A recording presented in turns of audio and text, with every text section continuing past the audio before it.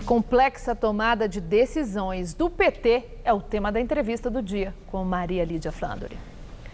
Entrevisto o petista histórico Carlos Zaratini, deputado federal no terceiro mandato, político de extensa atuação na vida pública, como vereador em São Paulo, deputado estadual e secretário municipal dos transportes na gestão da então petista Marta Suplicy. Eu agradeço muito, Zaratini, estar conosco. Bom, terminando julho, termina o recesso do judiciário e tem aí uma grande expectativa sobre decisões pendentes referentes a Lula. Há uma expectativa positiva por parte da defesa de Lula que os ministros dos tribunais superiores decidam, tanto sob pedido de liberdade como do reconhecimento da legalização da candidatura dele à presidência da República. Eu quero a sua avaliação daquilo tudo que você observa, Zaratini. Você vê sinalização por parte de ministros desses tribunais superiores que eles têm ânimo para resolver já esses pedidos e decidir sobre eles, ou pode estar havendo aí uma tendência de empurrando isso com a barriga para não assumir a responsabilidade de tão polêmica decisão? Boa noite, Maria Lídia, boa noite a todos. Nós estamos vivendo uma contradição. O candidato com maior pontuação em qualquer pesquisa é exatamente o presidente Lula e que ganharia a eleição no segundo turno de qualquer outro candidato. E, no entanto, por decisões de primeira e segunda instância, e pela sua prisão, ele está sendo bloqueado nessa candidatura. Nós vamos lutar, estamos lutando juridicamente para que ele seja libertado através de uma ação direta de constitucionalidade que discute a prisão na segunda instância e que nós consideramos que deveria ser julgada, só não é julgada porque a presidente do STF, Carmen Lúcia, não coloca na pauta, porque deveria ter colocado já. E vamos registrar o nome de Lula como candidato no dia 15 de agosto, sem nenhuma sombra de dúvida. Quer dizer, vão pedir o registro e ver se o tribunal aceita. Sim, vamos registrá-lo e aí alguém vai lá, provavelmente, contestar esse registro e nós vamos fazer essa disputa jurídica. Nós achamos fundamental que o Tribunal Superior Eleitoral e que o Supremo Tribunal Federal avaliem corretamente essa situação. Mas qual que é? Na sua avaliação, você acredita que esses pedidos que já entraram, inclusive, né, no fim de junho entrou mais um pedido de libertação. E foi derrotado. A própria Rosa Weber, não, em relação à proibição de registro... Não, a proibição de registro já, mas o da libertação que não foi julgado, tem um pendente lá no Supremo. A pergunta é, você vê ânimo, você vê disposição dos ministros de tribunais superiores agilizarem no sentido de resolver logo o caso Lula? Era bom que eles tivessem essa disposição. Era bom que eles tivessem. Mas você vê esse ânimo? Efetivamente, de uma parte sim, de outra parte não. O que era fundamental é que eles discutissem isso, resolvessem essa questão. Porque essa contradição entre a vontade popular e o bloqueio que uma parte do judiciário faz, ela está tolhendo a democracia em nosso país. A democracia é permitir que todas as correntes de opinião possam se candidatar, se colocar suas propostas. E nós estamos sendo bloqueados nisso. A própria prisão de Lula é um bloqueio. Agora, uma outra questão, Zaratini. Estava anunciado para começar hoje a greve de fome de militantes do PT em apoio a Lula, as reivindicações de Lula, essa situação toda.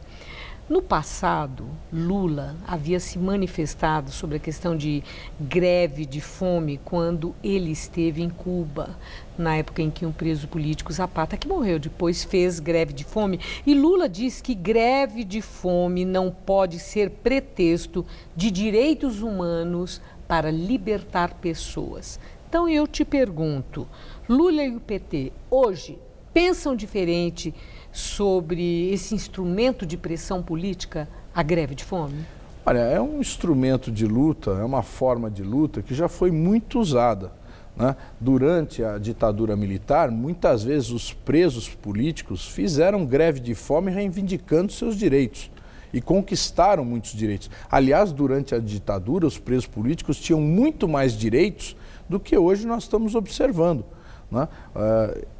é uma forma de luta que alguns são a favor, outros são contrários, alguns admitem usar, outros não. O fato é que existem várias formas de luta e várias formas de luta estão sendo usadas contra essa prisão do ex-presidente Lula.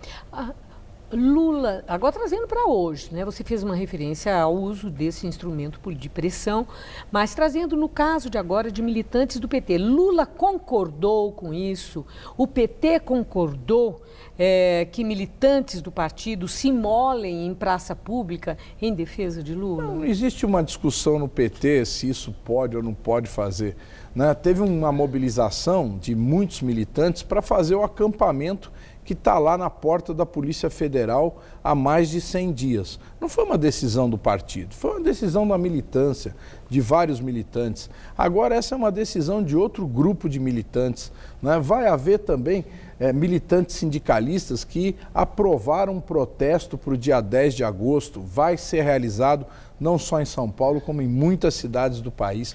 Portanto, existem várias formas de mobilização e todas elas serão realizadas para que nós possamos ter a candidatura de Lula efetivada, registrada e ele possa fazer a campanha normalmente. Chama atenção, Zaratini, nesse momento, que o PT esteja articulando em diferentes estados, em alguns estados, acordo para a eleição de governo do estado em aliança com o MDB. O MDB, que é o partido que articulou o impeachment de Dilma Rousseff e que sistematicamente é chamado de golpistas, as lideranças do MDB, por essa razão.